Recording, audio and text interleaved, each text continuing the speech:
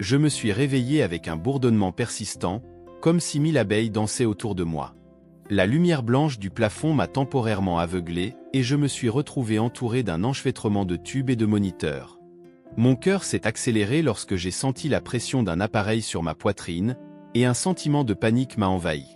Où suis-je ? Pensais-je en essayant de forcer mes lourdes paupières à s'ouvrir plus largement. Alors que le brouillard commençait à se dissiper, des voix devinrent audibles. J'ai reconnu le ton joyeux et soulagé des médecins. Ils se réveillent. C'est incroyable. L'un des médecins, un homme aux cheveux gris, souriait largement, comme s'il venait de gagner à la loterie. « Julien, tu es avec nous ?» Une voix douce et féminine que j'ai immédiatement reconnue comme étant Claire, ma femme. Mon cœur se serra. Elle était là. À ce moment-là, la joie d'être éveillé se mêlait à une peur inexplicable, le sentiment que quelque chose n'allait profondément pas. J'ai essayé de répondre, mais ma voix ne sortait pas. Au lieu de cela, je me suis concentré sur le mouvement de mes doigts. C'est vrai, Julien. Essayez de bouger vos doigts pour nous. Le médecin l'encouragea. J'y suis parvenu et un sourire s'est affiché sur le visage de Claire. Mon amour. Vous revenez vers nous. Elle a tiré une chaise et est venue vers moi en me tenant la main. Le contact était réconfortant et familier. Mais tandis que l'équipe médicale continuait de célébrer ce qui semblait être un miracle, j'ai réalisé que je n'étais pas seul. Une ombre s'est approchée, et quand j'ai regardé sur le côté, j'ai vu Théo, mon meilleur ami. Son sourire était aussi large que celui de Claire, mais il y avait quelque chose dans ses yeux qui me mettait mal à l'aise. « Tu as réussi, Julien. Nous sommes tellement heureux !» s'exclama Théo, avec une énergie qui ne semblait pas naturelle. Il y avait de la tension dans l'air, une corde tendue sur le point de se briser. « Il ira bien, n'est-ce pas ?»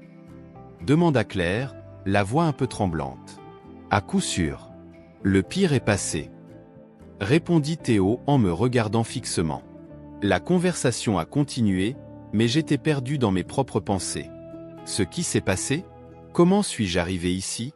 En essayant de reprendre mes esprits, j'ai fermé les yeux et laissé leur voix se fondre dans mon état de confusion. Ce à quoi je ne m'attendais pas, c'est ce que j'entendrai ensuite. Lorsque l'équipe médicale a quitté la salle, l'atmosphère est devenue plus calme. Claire et Théo ont continué à parler, sans se rendre compte que j'étais toujours là, à écouter. Théo, je suis tellement soulagé qu'il se soit réveillé. Je ne sais pas à quoi ressemblerait ma vie sans lui. Claire parla, sa voix douce et douce. Oui, mais son rétablissement pourrait prendre du temps. Avez-vous réfléchi à quoi faire ensuite ? Questionna Théo. Une sensation de froid me parcourut le dos. De quoi discutait-il ? C'est juste que, je ne sais pas. Claire hésita. Parfois, je me demande si je peux tout gérer. Et s'il ne redevient pas celui qu'il était ? Tu dois penser à toi, Claire. Nous ne pouvons pas laisser cela nous retenir. Il y a un avenir pour nous. Théo a répondu, sa voix remplie d'une confiance qui m'a fait mal au cœur. Mon cœur s'emballa. Que se passait-il ? Le mot « nous » a résonné dans mon esprit et une image terrifiante a commencé à se former. Pensez-vous que nous devrions dépêcher les choses ? Demanda Claire, une pointe d'hésitation dans la voix. C'est peut-être pour le mieux. Nous ne pouvons pas attendre éternellement. Dit Théo. La vérité s'est installée dans mon cœur comme un poignard tranchant.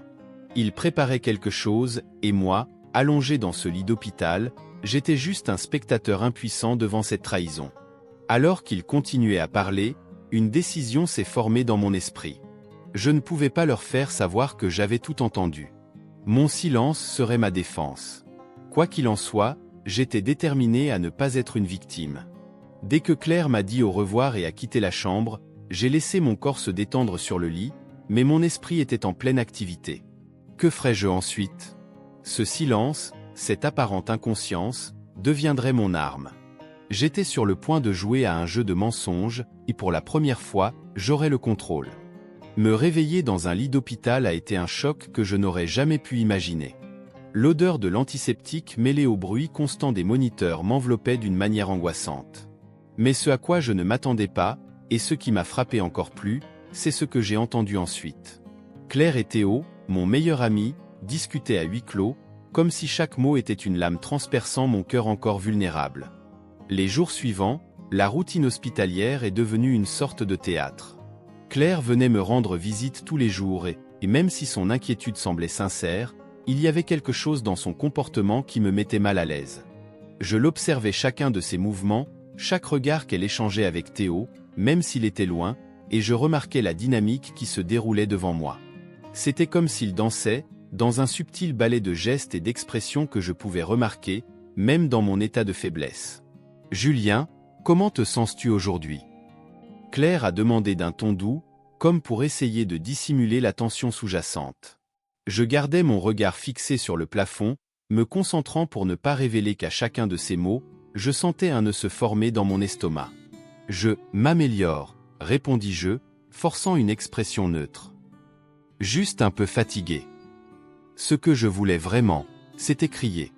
Je voulais qu'elle sache que je l'écoutais, que chaque petit rire que j'échangeais avec Théo résonnait dans mon esprit comme un mantra de trahison. À chaque visite, les petits détails devenaient plus évidents. Claire a coiffé ses cheveux d'une manière que je connaissais bien, un geste intime qu'elle utilisait seulement lorsqu'elle était nerveuse, mais qui semblait maintenant comme une couverture pour quelque chose de beaucoup plus profond. Et quand Théo est arrivé, ne serait-ce que pour de brefs instants, j'ai senti l'ambiance changer.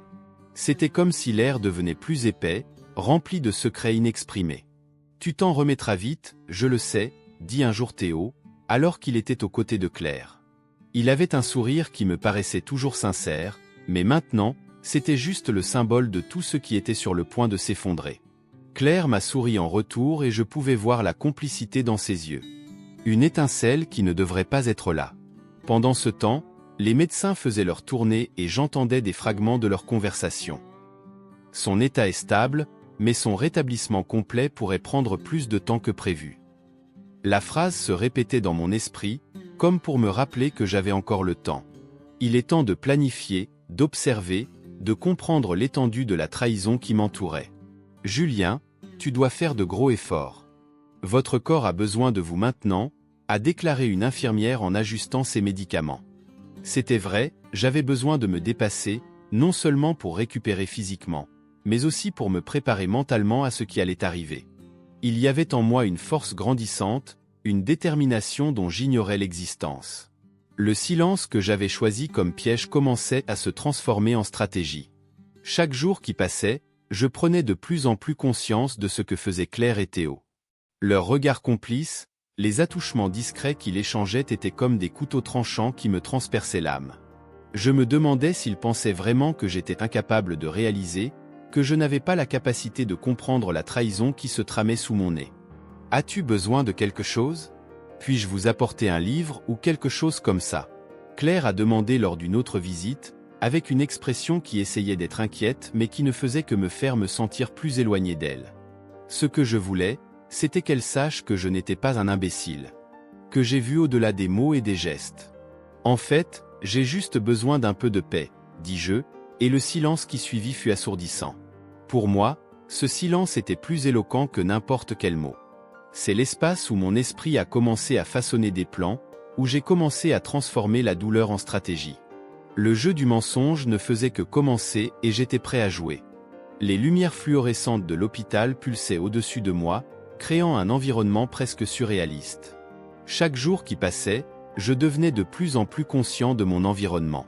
Avec un carnet caché sous mon oreiller, j'ai commencé à enregistrer les interactions entre Claire et Théo, tel un détective aux aguets, capturant chaque regard furtif, chaque geste qui révélait la complicité entre eux. Ce n'était pas seulement un journal, c'était mon arsenal, une arme silencieuse que je pouvais utiliser au moment opportun. « Julien, comment te sens-tu aujourd'hui » La voix de Claire était douce, mais je pouvais entendre un léger tremblement dans son ton, comme si elle essayait de cacher quelque chose. « Les médecins ont dit que vous vous rétablissiez bien. J'ai apporté tes fleurs préférées. » Elle a placé un vase de fleurs jaunes à côté de moi, mais je ne pouvais pas détourner le regard de son visage.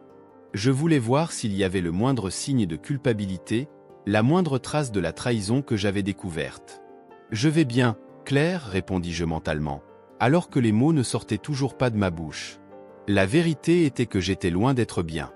Chaque visite d'elle était un rappel de la douleur qu'elle m'avait infligée. À chaque sourire qu'elle me faisait, je pouvais sentir le poids de ses mensonges. Un après-midi, alors que je regardais Claire, je l'ai entendu chuchoter au téléphone.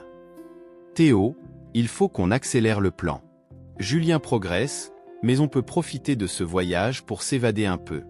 Mon cœur se serra. Un voyage romantique? L'idée qu'ils se préparaient à construire un avenir ensemble alors que j'étais coincé dans ce lit était insupportable. La colère et la trahison pulsaient en moi comme une tempête. Voyage? Quel genre de voyage? Pensais-je en écrivant frénétiquement dans mon cahier. Il ne peut pas me voler la vie comme ça. Le désir de me lever et de les affronter était irrésistible, mais je savais que je devais être patient. Le silence était ma meilleure arme. La même semaine, un ami d'enfance, Lucas, se présente à l'hôpital. Il entra avec un large sourire, apportant un peu de vie et de joie à ce lieu gris. Julien. Mon vieil ami. Je n'arrive pas à croire que tu sois réveillé. Je suis venu te rendre visite et voir comment tu vas. Sa présence était comme un baume et j'ai réalisé que je n'étais pas seul dans cette lutte. Lucas, tu n'as aucune idée de ce qui se passe, avouai-je, ma voix à peine au-dessus d'un murmure. Claire, elle me trompe avec Théo. À l'instant où les mots quittèrent mes lèvres, l'expression de Lucas passa de la joie à l'inquiétude. Julien, c'est sérieux. Vous devez faire quelque chose à ce sujet. Vous ne pouvez pas les laisser s'en tirer comme ça, dit-il, l'intensité de sa voix faisant battre mon cœur. Je suis là pour vous soutenir. Qu'est-ce que tu veux que je fasse? J'ai regardé Lucas, une vague de gratitude m'envahissant. J'ai besoin d'informations. J'ai besoin de savoir ce qu'il prépare, ce que Claire ressent vraiment. Je ne peux plus les laisser me tromper. Laissez-moi faire. Je garderai un œil sur eux, promit Lucas en me serrant la main. Le sentiment d'avoir quelqu'un à mes côtés m'a donné une nouvelle énergie. Je ne faisais pas qu'observer, il avait désormais un allié. Avec Lucas dans les parages, j'avais l'impression que les pièces de mon jeu commençaient à se mettre en place. Au fil des jours, la douleur de la trahison s'est transformée en carburant. Ce qui était autrefois un sentiment d'impuissance s'est désormais transformé en détermination. Les billets s'accumulaient, chaque détail, chaque conversation entre Claire et Théo, tout est devenu partie intégrante de ma stratégie. Je savais qu'à un moment donné, je devrais les affronter. Mais pour l'instant, le silence était mon refuge et j'étais prêt à l'utiliser à mon avantage. L'odeur du désinfectant flottait toujours dans l'air, rappel constant de l'environnement stérile qui m'entourait. Avec mon corps encore faible, mais mon esprit vif comme un rasoir, j'écoutais chaque mot qui sortait de la bouche de Claire au téléphone. C'était un matin aléatoire, et elle était dans un coin de l'hôpital, suffisamment loin pour que je pensais ne pas pouvoir l'entendre. Mais j'étais là, dans mon lit, faisant semblant d'être un simple patient sortant du coma, alors qu'en réalité j'étais sur le point d'orchestrer ma vengeance silencieuse. Théo, tu n'imagines pas à quel point Julien récupère. Nous devons accélérer le plan, a déclaré Claire, sa voix douce, comme si je n'étais pas à quelques mètres d'elle. Mon cœur battait à tout rompre, non pas par amour, mais par une colère qui grandissait en moi comme un volcan sur le point d'entrer en éruption. Je pouvais sentir le froid de la trahison dans chaque mot qu'elle prononçait. Je sais, Claire. Mais es-tu sûre que c'est ce que tu veux? Il pourrait redevenir celui qu'il était, et ça pourrait tout compliquer, a répondu Théo, la voix grave et inquiète. Le ton hésitant m'a intrigué. Il y avait là quelque chose, un vestige de conscience qui, même au milieu de tout ce chaos, avait encore du mal à émerger. Oui, j'ai raison. Il ne peut pas nous arrêter. Nous devons aller à Paris, comme nous l'avions prévu. Une fois rentré chez lui, ce sera plus difficile. Le désespoir dans la voix de Claire était presque palpable et je me suis permis un petit sourire. Elle était si déterminée, si aveuglée par la passion qui la dévorait, qu'elle ne réalisait pas ce que j'allais faire. La conversation s'est poursuivie, mais chaque mot s'est transformé en carburant pour mon plan. Avec un esprit vif, j'ai commencé à organiser une série d'événements qui aboutiraient à révéler la trahison de Claire et Théo. Je devais agir avec ruse, faire en sorte que les visites et les interactions semblent normales, tout en cachant mes véritables projets sous un masque de complaisance. Lorsque Claire a quitté la pièce, mon cœur battait à tout rompre avec l'adrénaline de l'opportunité. L'hôpital était rempli de fleurs et de cartes de rétablissement, mais la seule chose que je voulais, c'était la vérité. Je me suis concentré sur la création d'un environnement propice à mon observation. Quand Théo est venu me rendre visite, je l'ai reçu avec un sourire fatigué mais très cordial. Salad Julian. Comment te sens-tu aujourd'hui? Dit-il d'une voix étrange et forcée. Mieux, Théo. L'équipe médicale dit que ma convalescence progresse bien. Nous espérons que je partirai bientôt, répondis-je, essayant de cacher la colère qui bouillonnait en moi. L'idée qu'il soit là, devant moi, me causant tant de douleur, était presque insupportable. C'est super. Tu es fort, Julien. Vous vous en remettrez rapidement, dit-il, mais ses yeux détournèrent le regard pendant un moment et je vis la peur qu'il essayait de cacher. Quelque chose en lui savait que je n'étais plus le même. Les jours suivants furent marqués par une routine de visites et de conversations qui, pour tout le monde, semblait normale. Claire est venue, toujours le sourire aux lèvres, m'interrogeant sur mon rétablissement, tandis que je l'observais attentivement, analysant chaque mouvement et chaque mot. Je créais un dossier secret dans mon esprit, accumulant les preuves de la trahison. « Julien, tu as besoin de te reposer. Ne vous inquiétez de rien pour le moment, » me disait Claire alors que je la regardais, son regard mêlé de faux amour et de véritable inquiétude. « Je suis là pour toi. » Ces paroles résonnaient comme un écho lointain. J'étais plus attentif que jamais, surveillant chaque détail, chaque expression, comme une espionne dans son propre jeu. Le silence que je maintenais est devenu une arme puissante, un bouclier qui me protégeait pendant que j'élaborais ma stratégie. Chaque jour qui passait, je sentais que la vérité se rapprochait. L'idée d'exposer Claire et Théo à leur famille et amis est devenue plus concrète, et j'ai imaginé le moment où ils devraient faire face aux conséquences de leurs actes. Leur trahison ne restera pas impunie. Une nuit, alors que l'obscurité de l'hôpital enveloppait la pièce, j'ai secrètement sorti mon cahier dans lequel j'ai noté tout ce que j'observais. Les mots dansaient sur la page, témoignages de douleur et de trahison. Mais plus que cela, c'étaient les mesures que je prenais pour me libérer de ce cauchemar. Je ne suis pas une victime, murmurai-je en fermant le cahier. La vengeance ne serait qu'une question de temps. Et chaque jour qui passait, je me rapprochais de la transformation de mon silence en un véritable cri assourdissant.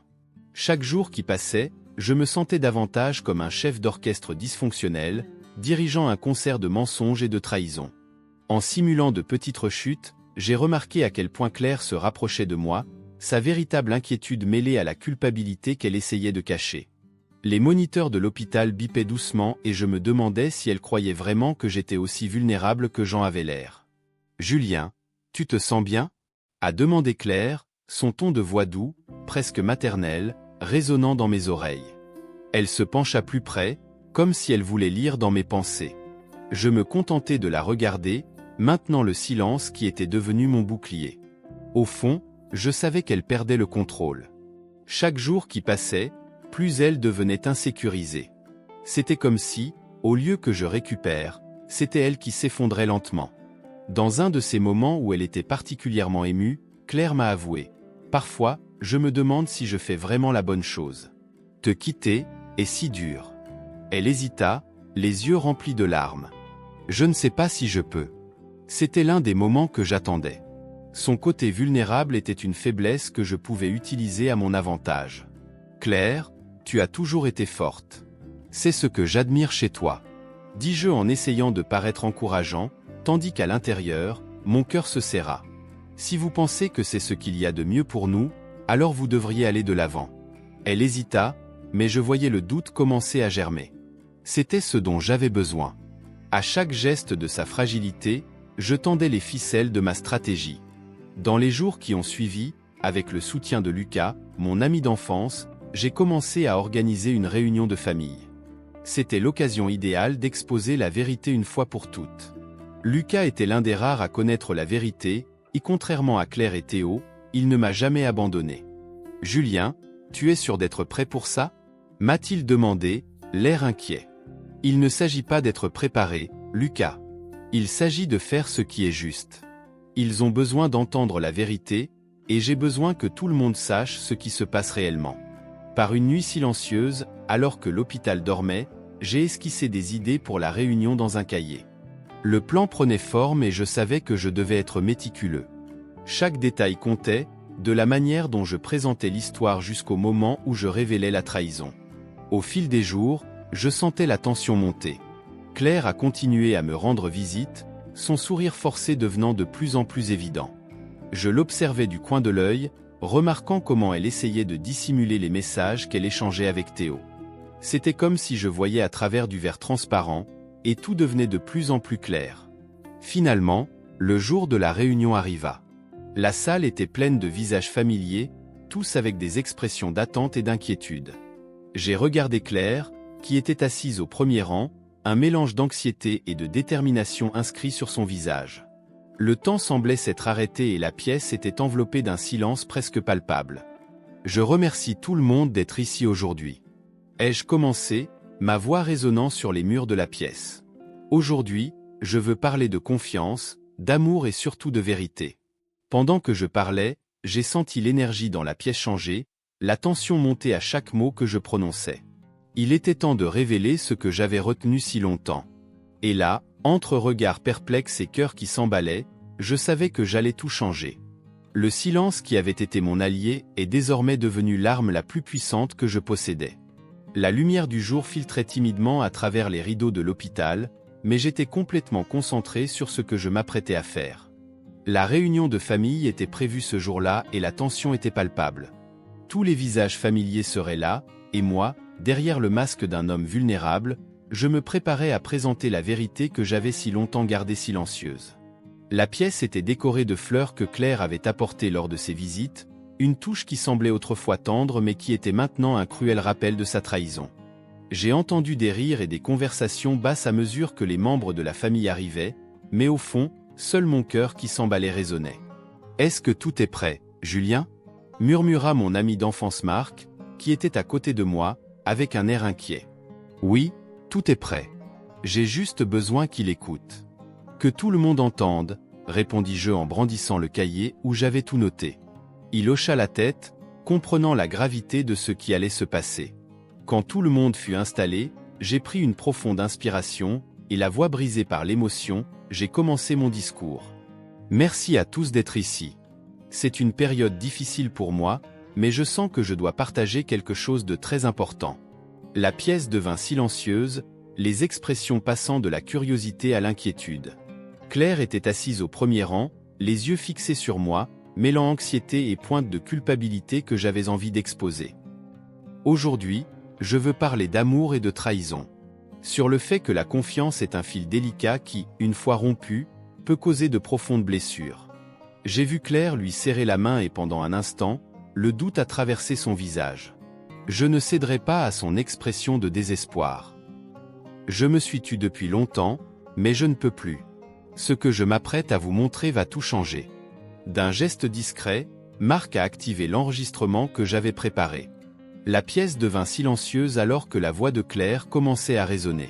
« Théo, il faut agir vite. Julien se réveille et on ne peut pas le laisser découvrir ce qu'on fait. » Sa voix, autrefois pleine d'amour, sonnait désormais comme un couteau transperçant l'atmosphère, et les réactions commençaient à s'émouvoir. « Julien, je ne voulais pas que tu le saches comme ça. » Claire a essayé de l'interrompre, mais j'ai levé la main pour demander du calme. « Attends, Claire. » Laissez-les écouter. L'enregistrement s'est poursuivi, révélant leur projet, l'intimité qu'ils partageaient dans mon dos. J'ai regardé les visages de mes amis et de ma famille, la confusion se transformant rapidement en incrédulité. Théo, qui était à l'arrière-plan, finit par se relever, mais son expression était désespérée. « Julien, ce n'est pas ce qu'il paraît. »« Ce n'est pas ? Alors qu'est-ce que c'est ?» ai-je demandé, ma voix aussi ferme qu'un roc. « Tu planifiais la vie que j'étais censé avoir avec la femme qui promettait d'être à mes côtés. Qu'est-ce que ça pourrait être d'autre ?» Il hésita, le masque de confiance tombant. « D'accord, oui, j'ai fait une erreur.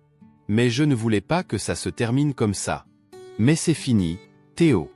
Vous avez trahi l'amitié que nous avions et la confiance que Claire aurait dû avoir en moi. » Mon regard se fixa sur Claire, qui avait maintenant les larmes aux yeux. « Le véritable amour n'est pas basé sur des mensonges, et vous avez construit un château de cartes qui s'est effondré devant nous tous. » La pièce était silencieuse et j'entendais les larmes de Claire couler. Qu'est-ce que je m'attendais? Pour qu'elle se lève et dise que tout cela n'était qu'un malentendu? Non. Ce que je voulais, c'était qu'elle voie la vérité qui se cachait derrière ses paroles douces et ses promesses creuses. « Julien, je ne sais pas quoi dire, » murmura Claire. « sa voix perçant à peine. Elle était perdue et je me sentais fort. Tu n'as pas besoin de dire quoi que ce soit. Les actions sont plus éloquentes que les mots. Et maintenant, tout le monde ici sait qui tu es vraiment. À ce moment-là, j'ai réalisé que la douleur que je portais n'était pas seulement la mienne, mais un fardeau auquel ils devraient tous faire face maintenant. Claire et Théo, exposés, devraient composer avec les conséquences de leur choix. Et moi, au milieu de ce tourbillon, j'ai enfin senti que mon silence avait été une arme puissante.